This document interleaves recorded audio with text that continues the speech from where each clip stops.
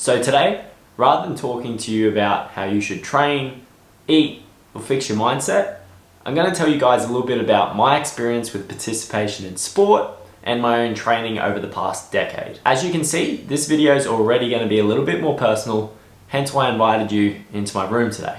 As a bit of an overview of the video today, we're going to talk about why I chose to participate in sport and why I still do train, and why I think you should too. I'm then going to talk a little bit about the sports that I have competed in. I'm going to discuss the challenges that I faced, some of the positive outcomes that I have experienced, and some tips based on my experience for those people who do want to compete in different sports in future or just want to participate in hybrid training. So let's discuss why I actually participated in sports and why I continue training to this day. I think the biggest driving factor for me has always been my self-confidence. Realistically, when I look back to my earlier days playing sport, a lot of the praise that I got as a kid was because I was pretty good at the sports that I did.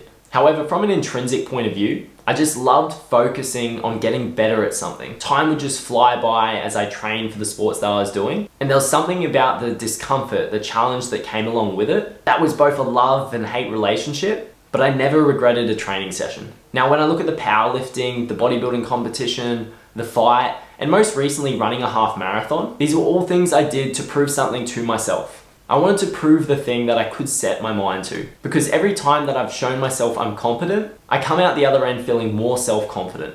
And realistically, when I look at what I do as a coach, beyond helping people transform their bodies or run faster, lift heavier weights, improve their eating habits, or whatever it may be, at the end of the day, I just want that person to be more self-confident with who they are, because I know for me how much that positively impacts my life. So when it comes to my own motivations to training and why I think you should train, I think we should all focus on becoming a more self-confident version of ourselves, because that person is going to let themselves experience more opportunities in life. You're going to be kinder to yourself, kinder to the ones you love. You'll be a better employee or business owner, a better partner, a better family member or friend, just a better human in general. Because when you're not self-confident, a lot of the time you're insecure, and that's where the darkness comes out. And it might be sadness or anger stemming from feelings of rejection or judgment.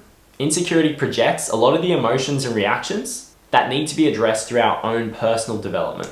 So as a bit of a summary of why I train and why I think you should be training too or participating in different events or sports is to A, challenge yourself, B, prove to yourself that you are competent, and let this build more self-confidence within you so you can be a better person to the people around you and so you can experience a higher quality of life. Alright, so why did I actually get into training, get into sport in the first place? So earlier on in my life, I was lucky enough that I had two amazing parents that got me to participate in many different sports. I was a pretty good little swimmer, and I was a half decent soccer player as well. Obviously my professional career there has failed, but nonetheless participation in sport at an early age accounted for some of the discipline and motivation that I feel that I have in my life to this day.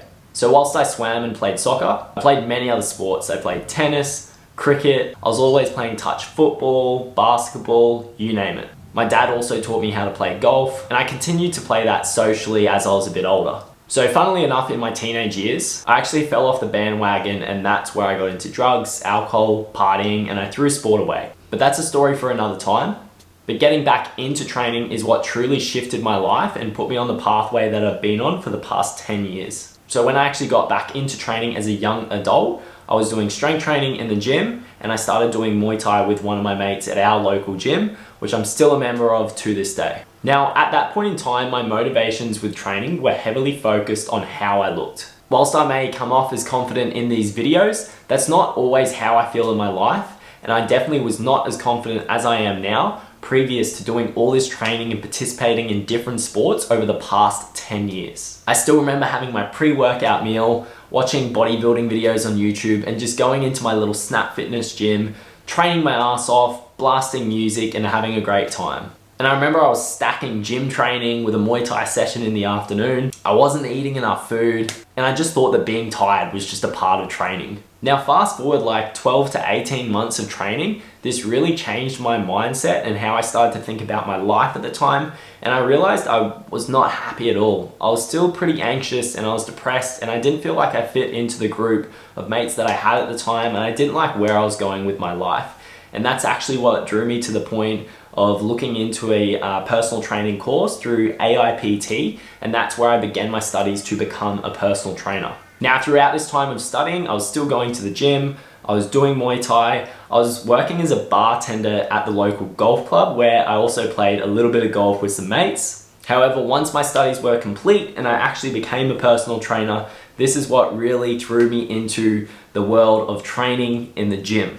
I remember being that fresh-faced PT, teaching his clients the wrong technique, going and doing the wrong technique himself, but I had enough self-awareness to know this, and I wanted to improve my value as a coach to my clients so they could achieve better results, but I also wanted to get stronger, I wanted to build muscle, I wanted to be the better version of myself. Luckily enough, there was a really good circle of people around me at the gym, and there seemed to be this kind of like powerlifting emphasis going on at that Good Life that I was situated at that point in time. So I ended up getting a couple of good mentors and coaches that got me into powerlifting.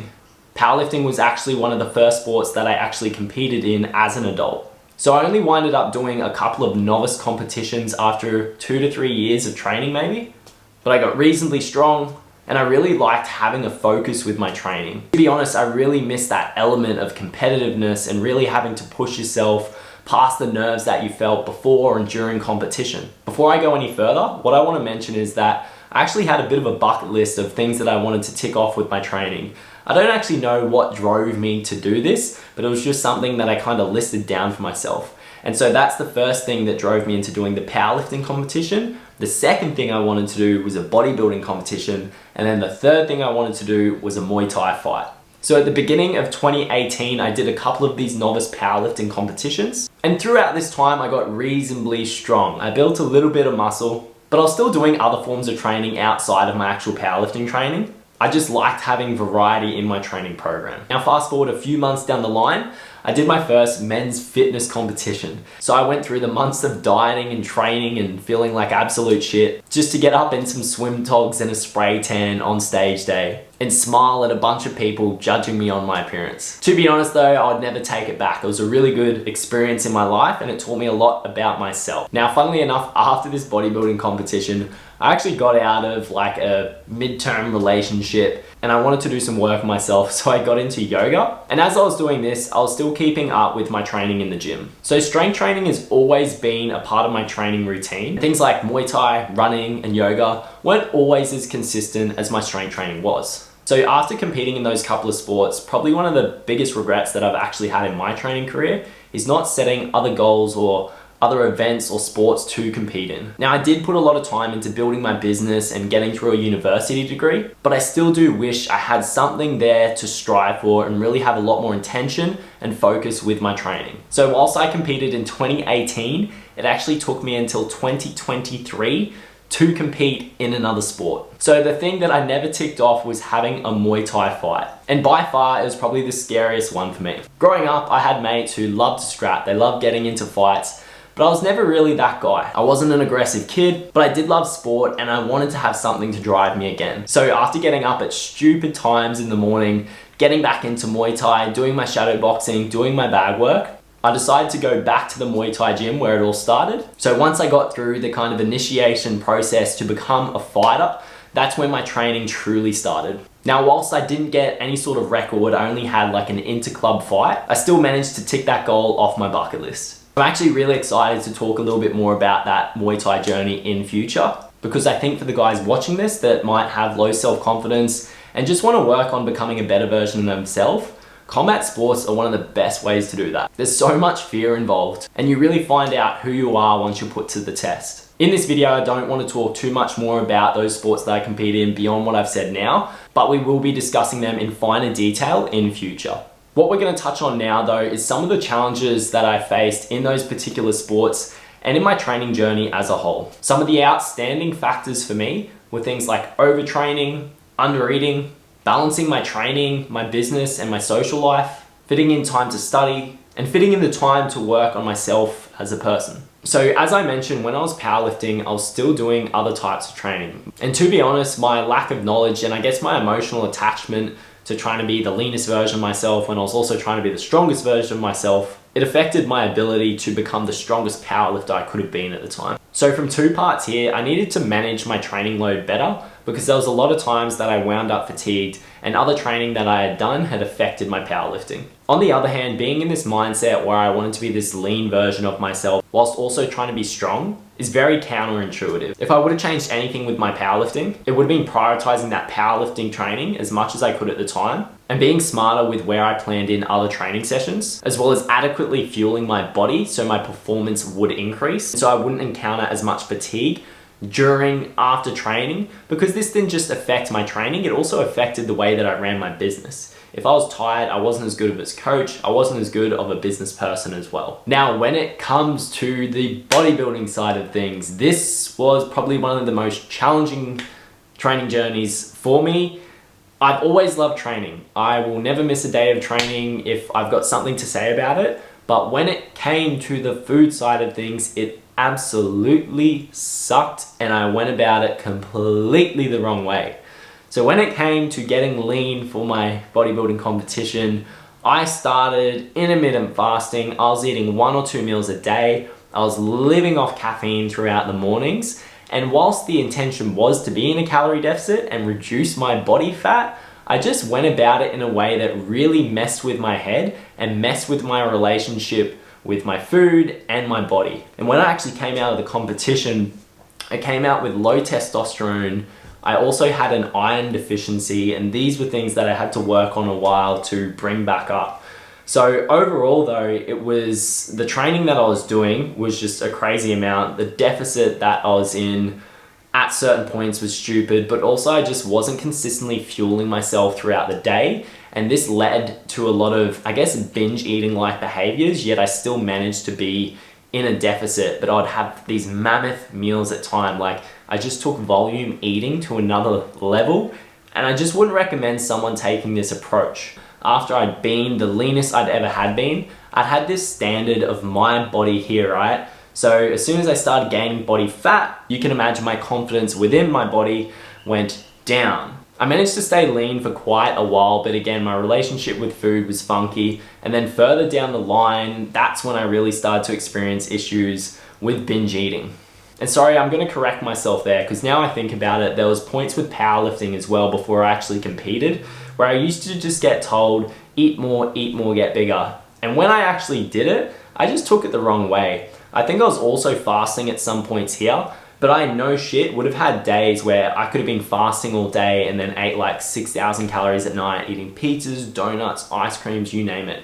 I had the most desecrated relationship with food, and binge eating was just out of control due to this binge restrict cycle relying on caffeine through the morning. So one of my worst experiences and biggest learnings from training was just looking after my nutrition more on top of just managing my training load better. So after talking a little bit more on the training and nutrition side of things, one other factor that I have to take into account when it came to my training in the past and still working forwards in the future is time management. You need to find the balance where you can fit training into your lifestyle, into your professional and into your personal life. And whether this goal or this sport is that important to you that you're willing to sacrifice or invest that time to get whatever outcome that you're looking for. Now, whilst I've already talked a little bit about my relationship with my body during competition, especially the bodybuilding competition, my relationship with food, when it comes to mental barriers, I would say those were some of the biggest challenges I've ever had.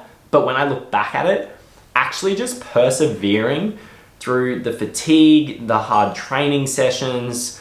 When it came to Muay Thai, which was probably one of the hardest training experiences I've had, actually just finishing a 10 to 12 hour day of work to go and train for 2 hours and to go in on a Wednesday and Friday night and spar. There was so many days, and I used to talk about it with one of my teammates, where you'd be driving to the gym like, what the fuck am I doing? And when I look back to being in a deficit with the bodybuilding competition, there was definitely strength training sessions where I was so reliant on caffeine. But even with that, towards the end of the session, I'd have to do my steps, my cardio at the end, and I just could not be fucked. But I think one thing that I built up from participating in sports as a young kid was just being determined and wanting to follow through with what I set my mind to. So I think another important factor when it comes to participating in sports as an adult and looking into hybrid training is the fact that it's not going to be easy. There's so much physical and psychological effort that you have to invest into this. However, I can confidently say that I'm mentally tougher and more resilient than prior to participating in these sports and doing the things with my training and my nutrition and recovery that I had to lead up into these certain events. All right, so let's talk about some of the more positive outcomes that I got from participating in powerlifting, bodybuilding, Muay Thai. Let's talk about the wins and some of the really key takeaways here. One of the biggest drivers that was attached to my self-confidence when it got me into training, and this was body composition. So when it came to training to get strong as a powerlifter, this meant that I actually got to my strongest, but also my most muscular. And whilst I wasn't the leanest at this point, it was definitely nice, kind of annoying having legs that didn't fit into jeans and having nice broad shoulders. Dare I say, feeling like a bit more of a man walking around. Now, when it came to competing in bodybuilding, this isn't actually the leanest I ever got, but it was the leanest that I'd ever gotten to that point. And to give you some insight, I always wanted abs as a kid, but I just never did the right things to get there. I wasn't fat and I was still reasonably fit, but I just didn't know how to organize my nutrition to get that result. But because I'd wanted to achieve this since I was a kid, it really gave me a sense of accomplishment. Like I finally did the thing that I always wanted to do. Now, to be honest with you, my best physique in my own eyes was when I was combining strength training, running, and Muay Thai. I was lean as a string bean. And I actually did this prior to doing my weight cut for the fight. So this would have been early 2023. I just had like crazy veins going across my abs, striations on my muscles that I'd never seen before. All right, so let's talk about fitness and performance. First thing first, I'm gonna talk about the bodybuilding show because this is actually where my performance was probably at its shittest. Because bodybuilding is a visual performance, your physical performance actually doesn't really matter. So if you lose a lot of strength, it's not gonna lose you points come show day. However, when it came to my powerlifting, that was a really cool time for me to be able to squat like double my body weight, easily benching over 100 kilograms, deadlifting 200 kilos. It was nice to feel that strong. And again, this was something that gave me a bit of a boost to my self-confidence, especially because I remember just setting those little milestones with the actual numbers I wanted to hit and surpassing them a little faster than I actually thought I would have at times. Now, when it came to competing in Muay Thai, your performance is obviously based on how well you can bash someone up. Now, it's quite funny because me and one of my main sparring partners, Shane, used to say to each other that I was more of the meticulous one. I guess I was more invested in like the skill side of things. And this dude just loved to brawl. He loved to fight. And I guess having competitive nature as a kid, that's kind of what drove me to want to fight. But I never wanted to just like really fuck someone up and hurt them. In fact, there's times at training where you really clock someone and then you kind of take a step back just to see if they're all right. And I know it's different at a very high level and you can't really be thinking like that. But obviously for me, when it came to my performance with Muay Thai, I was more focused on my skills. And I really loved the learning side of things. So when it came to Muay Thai, I was never actually at my strongest, but I was at my most skillful as a fighter. So finally, when it comes to the positive benefits of participating in different sports or doing hybrid training, it is definitely the mental, the psychological outcome. As I've already discussed, one of the biggest things that I drew from training was increasing my own self-confidence after seeing myself accomplish different things, whether it be in training or actually participating in a sporting event. The more you prove yourself what you can do, the more confident you are going to be. So when it comes to competence, actually showing yourself that you're good at something, this is going to directly influence your self-confidence. Knowing that you can do things that you may not have actually tried before. I hope you've enjoyed some of my insights so far, and you can see that competing in sport or doing hybrid training is a bit of a double-edged sword. There's a lot of challenges, but there's also a lot of positive outcomes as well. So here are some tips that I want to give you if you are someone that is considering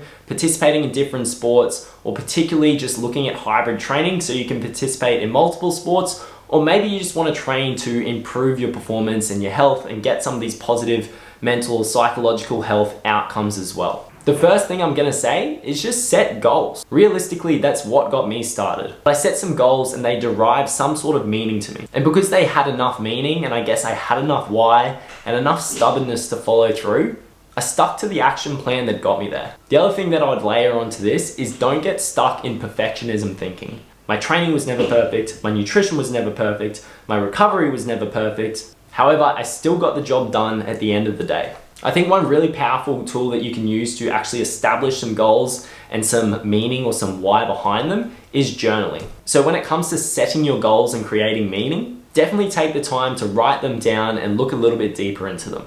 Now, this next tip is quite global. I've obviously talked to you in this video today about the issues that I had with overtraining and undereating, not achieving a good balance with my training load and my nutrition. So my two pieces of advice with this are either A, do your research and be prepared to do a lot of it, or B, hire a coach. Whether it's a powerlifting coach, a bodybuilding coach, nutritionist, dietitian, if you're gonna compete in a combat sport, definitely have a good coach. There was just so many things that I fucked up on my training journey and with my eating, and I feel like having someone there in my corner was helpful at times, or at times where I didn't have them there, it would have been helpful and it would have assisted me more with my personal challenges on that journey, and it probably would have saved me a lot of the aftermath that occurred, especially when it came to that bodybuilding competition. Now, what I'm about to talk about now is a very important factor. Don't tie your identity to your sport or to hybrid training itself. Being someone who's been working in the fitness industry for nearly a decade now, and in this time being so heavily invested in my own training,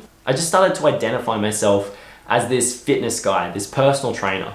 And because of that, it really dictated a lot of things that I did, the people I did or didn't talk to, the time I spent training, the time I didn't spend socializing. Now, don't get me wrong, if you really want to do well at something and go all in, you're going to have to make some sort of investment with your time and effort that goes into that. However, when all is said and done, one of the hardest lessons that I learned is that it's always going to be nice to have someone to share those wins with. And I believe there is still a way to find a good balance, but if you are someone who feels like they do isolate themselves or they potentially would in future, just weigh up if that is necessary for the goal. If it is and you're willing to make that sort of sacrifice, do your thing. But if you want to have a bit more of a balance there, or you really just don't need to go to that deeper level, then don't undervalue the power of good human connection and relationships. So I've got a dot point down here for this video that says resources and tools. To be honest, YouTube is one of the best resources out there for learning a lot about a lot of different things. Podcasts are another great way to listen and learn about some of the things that you're interested in. You can read books if you're into reading. As I said before, hiring a coach is probably one of the best educational processes that you're going to go through. But my number one tip with this is just always staying open to learning. Don't get stuck in one idea, because there's always going to be so many different ways to skin a cat, but you're going to be leaving a lot on the table and you may actually miss out on a lot of opportunities or experiences you might have liked to have if you close off your thinking and close off your learning. But my final tip for learning is keep watching my YouTube videos and follow me on Instagram. Alright guys, I hope you enjoyed a different sort of video today. I invited you into my bedroom and we talked about my experience with competing in a few different sports and training, some of my motivations, the challenges, some mistakes that I've made, some of the positive outcomes and things that I've learned, and also why I think you should consider participating in different sports or just doing hybrid training. Because ideally at the end of the day, I want you to know that you can become a more confident version of yourself using hybrid training as a tool or participating in different sports. Because the impact that that will have on your own quality of life and the people around you is nothing short of amazing. Alright guys, so next time I'm going to be diving a little bit deeper into my experience with powerlifting, and then we're going to be talking about bodybuilding, and then Muay Thai, and then I'm even going to be talking about my experience running the half marathon this year, and just my experience with running in general, and maybe what I've got planned to do with it in future. I appreciate you all who are subscribed to the channel and you're watching these videos. As always, like, comment, and subscribe if you want to stay tuned for more content in future. If you've got any questions or ideas for content, feel free to comment them below or message me directly on Instagram. And if you are someone who is looking to build a leaner, stronger, and more endurable version of themselves so you can become the most self-confident version of you, feel free to message me on Instagram and we can talk about my Hybrid Transformation 2.0 program, where you're going to build that 2.0 version of yourself so you can experience the quality of life that you deserve. Until next time, guys, see ya.